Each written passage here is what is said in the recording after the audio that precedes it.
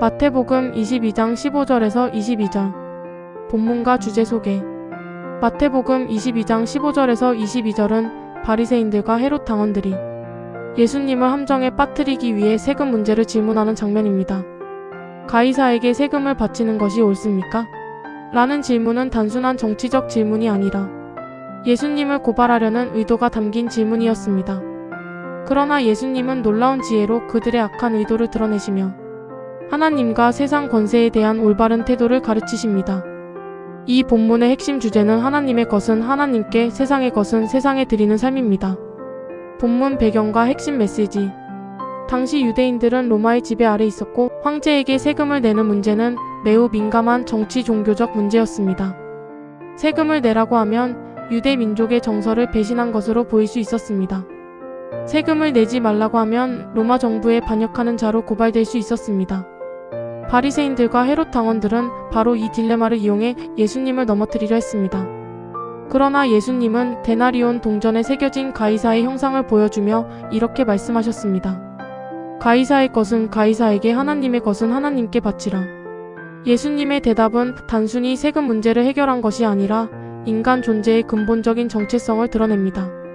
동전에 가이사의 형상이 있는 것처럼 사람은 하나님의 형상으로 창조된 존재이기 때문에 우리의 삶 전체는 하나님께 속해 있다는 것입니다. 본문 묵상. 1.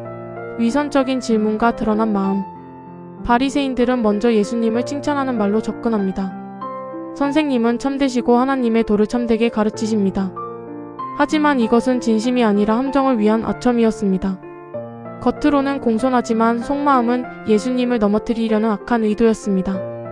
우리도 신앙생활 속에서 겉과 속이 다른 모습이 있을 수 있습니다. 하나님은 우리의 말보다 마음을 보시는 분입니다. 2. 형상이 말해주는 소유권. 예수님은 동전을 보여달라고 하십니다. 그리고 묻습니다. 이 형상과 글이 누구의 것이냐? 사람들은 가이사의 것입니다. 라고 대답합니다. 여기서 중요한 원리가 나옵니다. 형상이 있는 곳에는 소유권이 있다는 것입니다. 동전에는 가이사의 형상, 사람에게는 하나님의 형상. 따라서 세금은 가이사에게 낼 수 있지만 우리의 삶과 존재는 하나님께 드려야 합니다. 3. 하나님께 드려야 할 삶. 예수님의 말씀은 단순히 정치와 종교를 구분하라는 말이 아닙니다. 오히려 더 깊은 질문을 던집니다. 너는 누구의 형상을 가진 존재인가? 우리는 하나님의 형상대로 창조된 존재입니다. 그러므로 하나님께 드려야 할 것은 단순히 예배 시간이나 헌금이 아니라 우리의 전 존재와 삶 전체입니다. 우리의 시간, 우리의 마음, 우리의 삶의 방향. 이 모든 것이 하나님께 속해 있습니다. 오늘의 묵상 정리.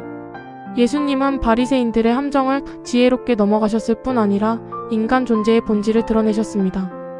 동전에는 가이사의 형상이 있지만 사람에게는 하나님의 형상이 있습니다.